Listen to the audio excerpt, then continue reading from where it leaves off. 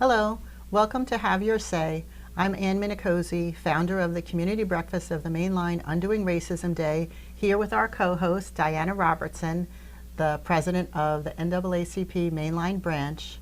And today our guests are Bryan Miller, who is from Heeding God's Call to End Gun Violence, and Father Joe Genito, who is the pastor of St. Thomas of Villanova Roman Catholic Church and Parish. And he's also my pastor. And so we welcome both of you today to talk about Heeding God's Call. I really appreciate that you're able to be here and talk about this important issue. Can you start off first, Bryan, with introducing yourself and I guess starting with that first. Okay, I'm Bryan Miller. You want me to talk about why I'm doing what I do? Or, yep. Yeah.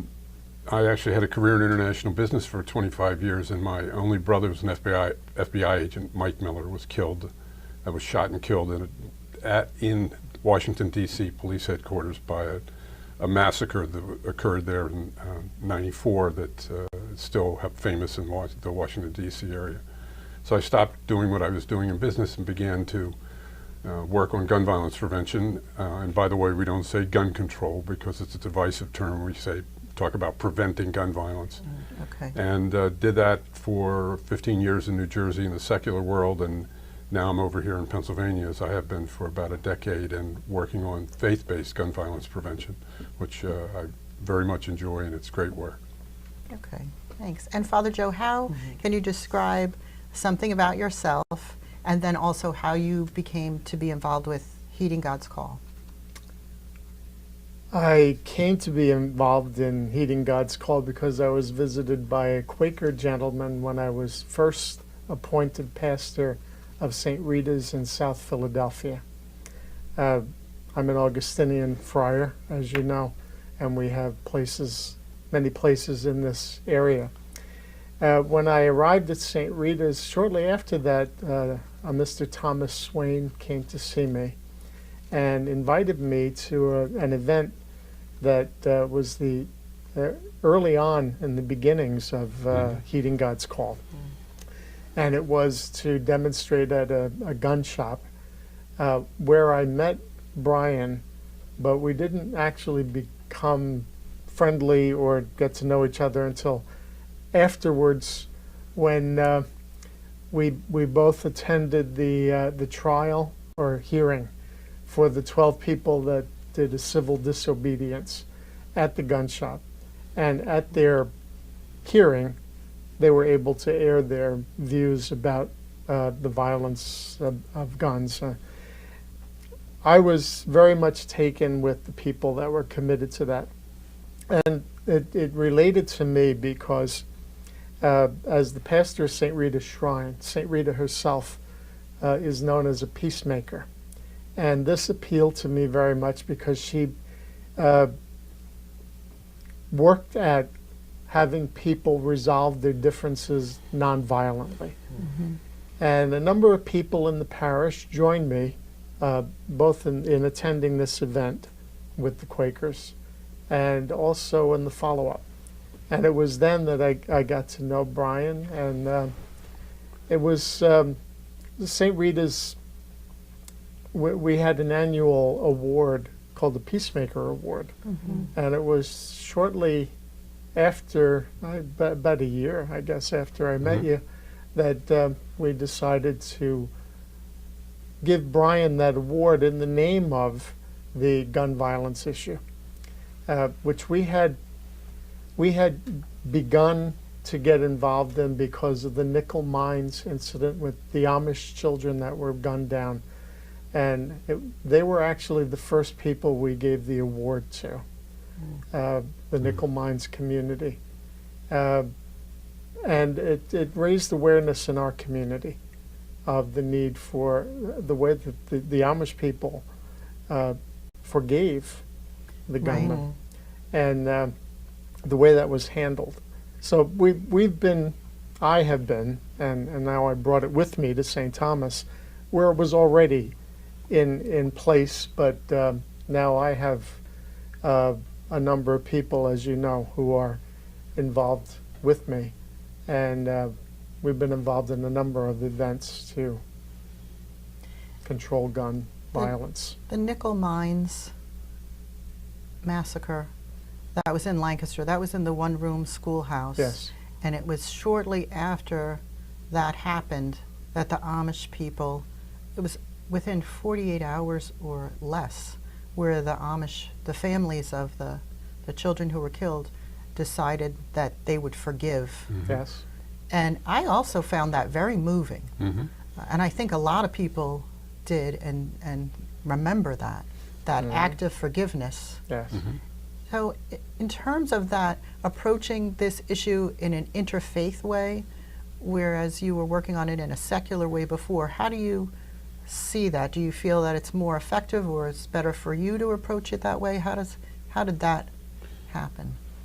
Well, when I worked in New Jersey for an organization called Ceasefire NJ, New Jersey's got very good gun laws and a much lower rate of gun death and injury than Pennsylvania.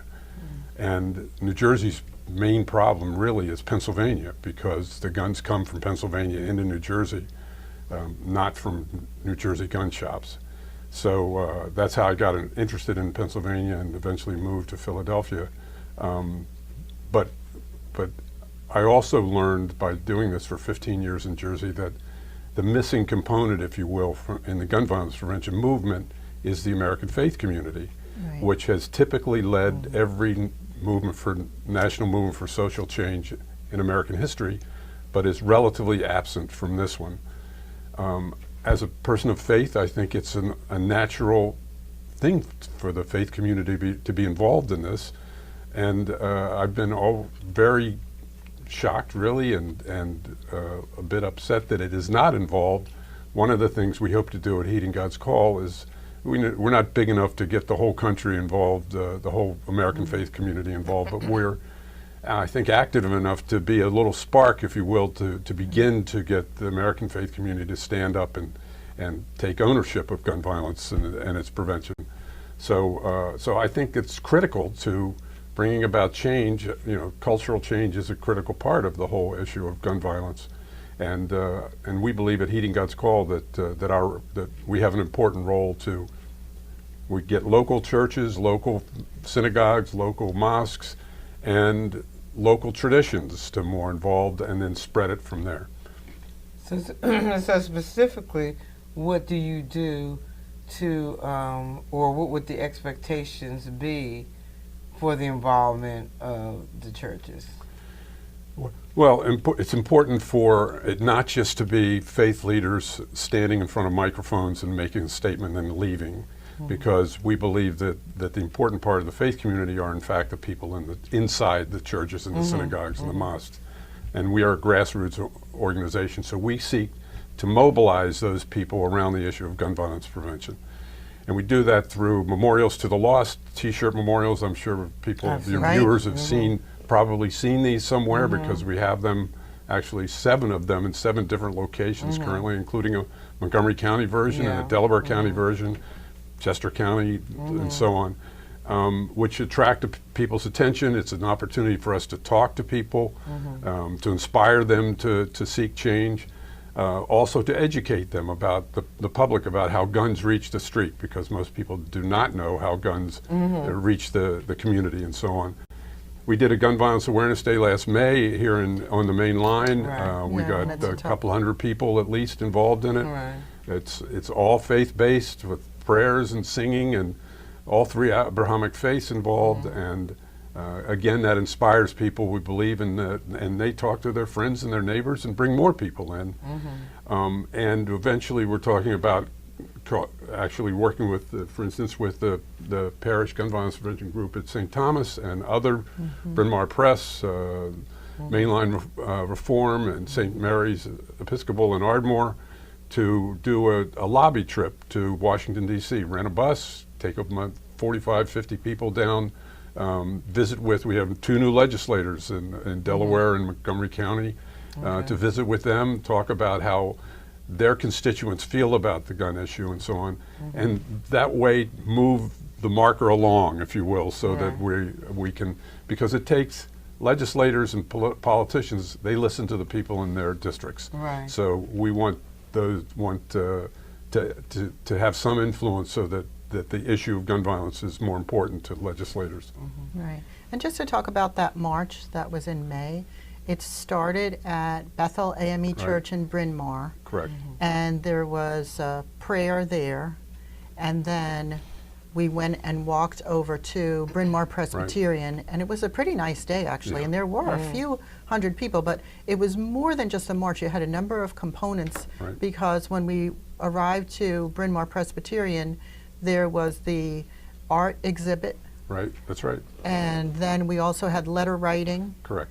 And there was also, once we arrived there, there were people who spoke and a gathering there, and then the Memorial to the Lost out on the lawn. So just to give people the idea that it's more than just a march. We begin with prayer and come over, and then there are the number of other components of art and also writing to your legislators. So I think that's really good, because it's sort of coming at it in a diverse approach.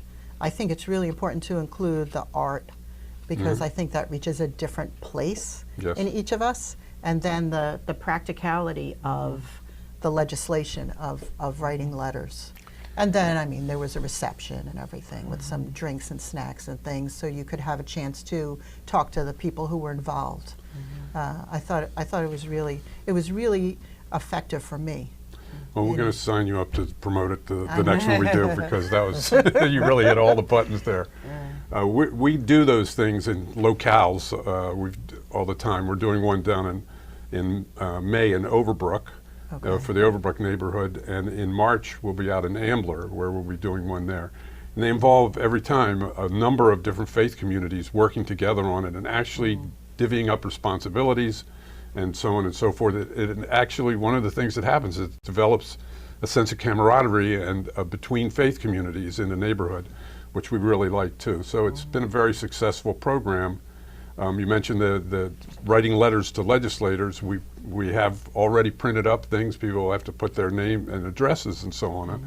But it's easy for them then, and they don't have, and which we try to make it as easy as possible.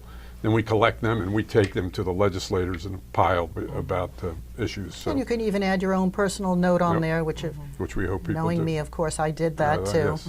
And Reverend Pollard was at the march. Yeah, he was. Too. He was. And I think what's important is that when we talk about legislation, is that people do understand what exists, what do you want to exist, and from that perspective. And I know Candace always talks about things from a public health perspective, and so understanding how that does impact us from a public health perspective as well, because I don't think that gets emphasized enough. No, I agree with you, and educating the public is a critical part of what we do. And so when the letters are ready, then we usually have some panels up that explain each one, each piece of legislation, so people know what they're going to sign or not sign. And when the Memorial to the Lost, the T-shirt memorial is up, we have they're called realty boxes, like go in the front of a place with a hinged box with Q&As inside, so people can learn how guns reach the street. Because this is really critical, because you can't really ask for change with legislation. You have some understanding of how the mechanics of the problem. And then staying on the topic of the legislation, which I know there's so much to talk about there, can you describe the legislation that was passed in Pennsylvania last year, and then looking towards what's coming up? What's Sure. This was a major, new legislation on guns in Pennsylvania is at least 2 decades before there's been anything new done.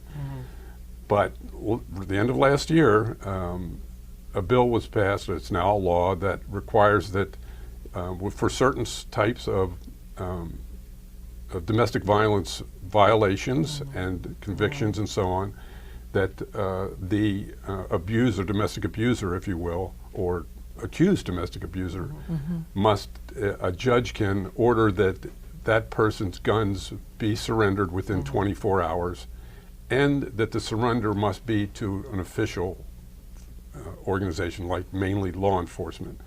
It used to be they had 60 days to turn their guns over, which was the most dangerous period Right. for the abused, and that the abuser could turn the guns over actually to a friend or to a family member or whatever, which is not very protective. So it's much more literally- protective now. Literally what happens is if someone has a gun and they have to turn it over, do they turn it over to their local police department? And then the police department hangs on to it, so Yes. it's kept locally? Yes. Okay. And then eventually, if they petition and they succeed in petitioning, they can get their weapons back. Okay.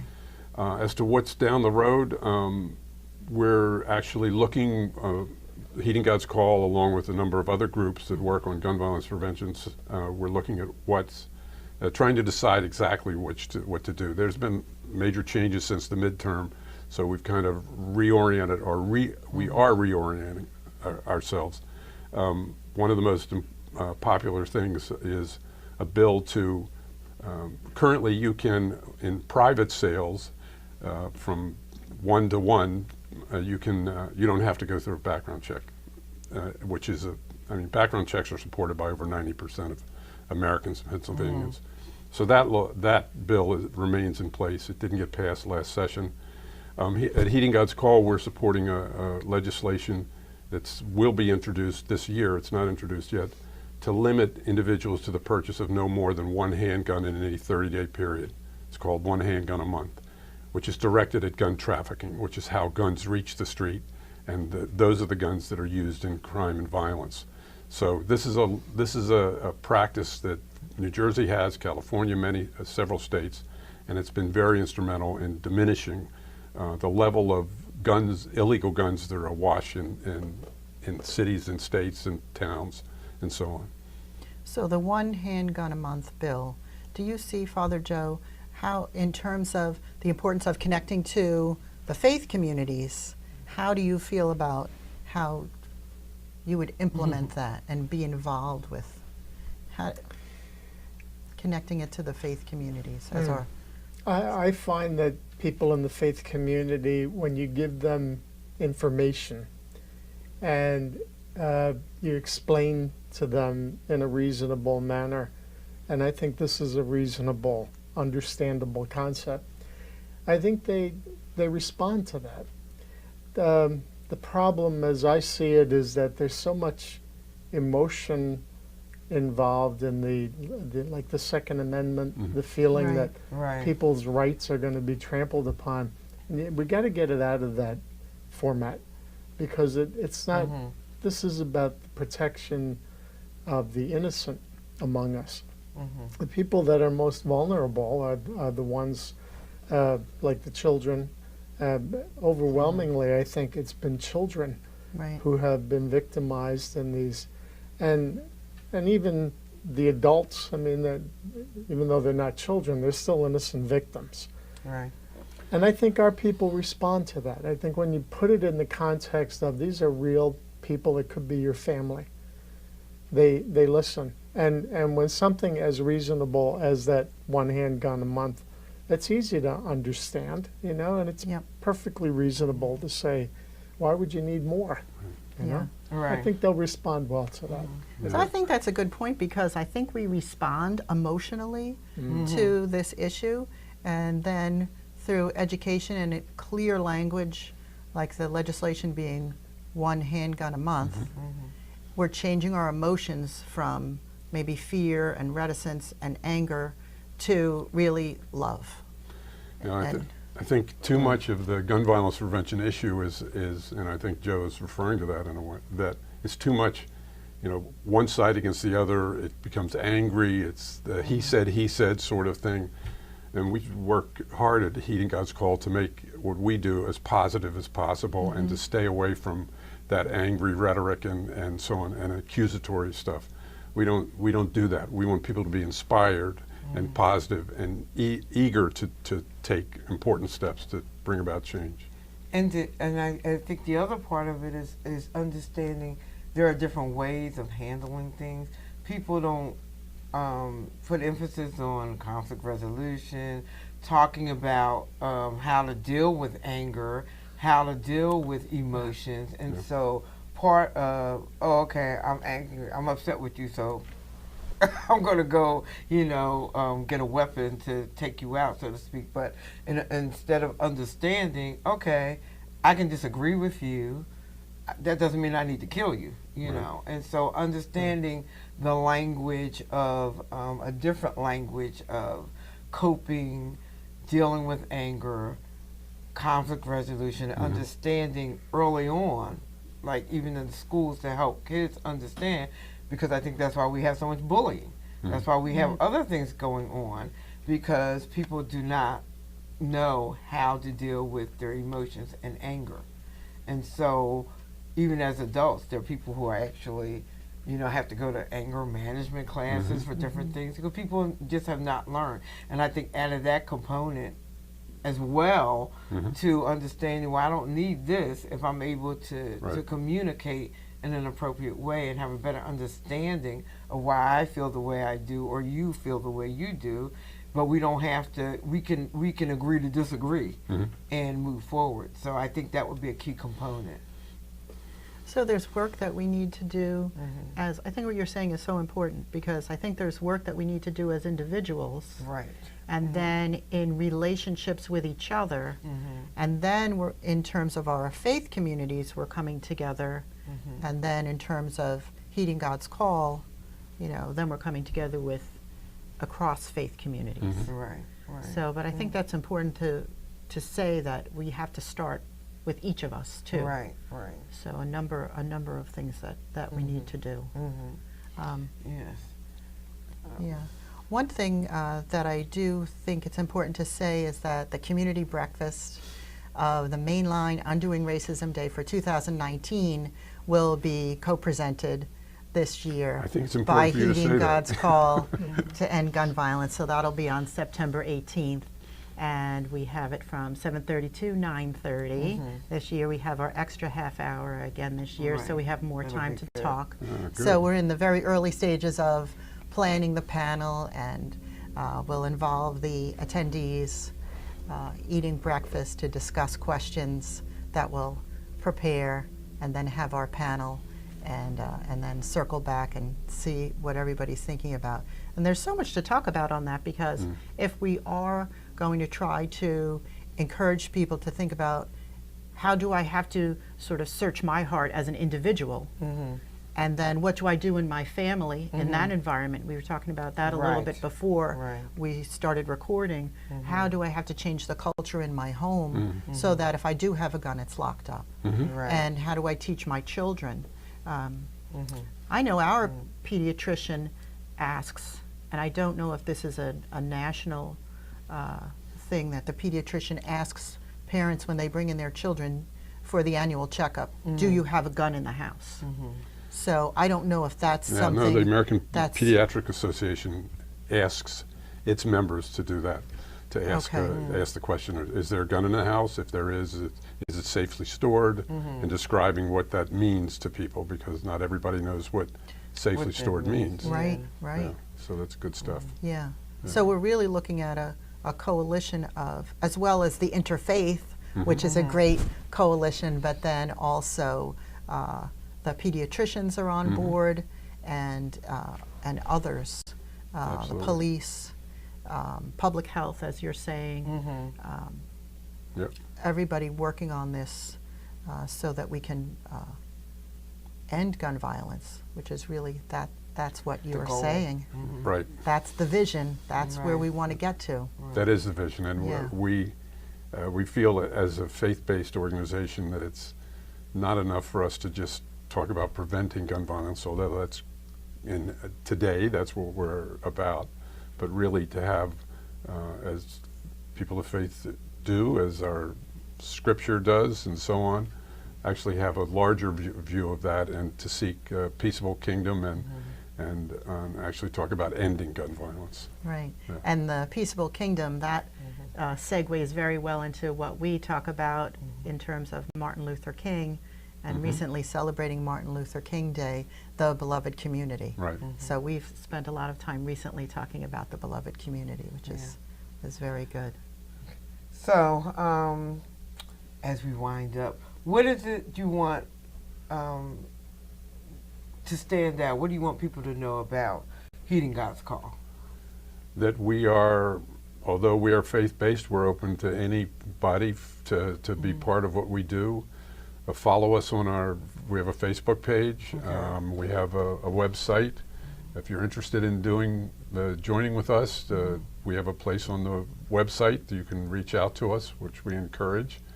If you're interested in being a part of the lobby trip in late March to Washington, and we'll be doing one later in the spring to Harrisburg, anything like that, to reach out to us through our website, and we'd be thrilled to reach back to you as well. And can you say the name of the website? It's heedinggodscall.org. .org. Yeah. Okay. All right. So we were happy to have you as our guest today on our program, and for our viewers to know that this is a real issue, and we look forward to the work that can continue to be done on preventing gun violence. And so as you view the program, think about it, consider it, and get back to us so that you can have your say. Thank you.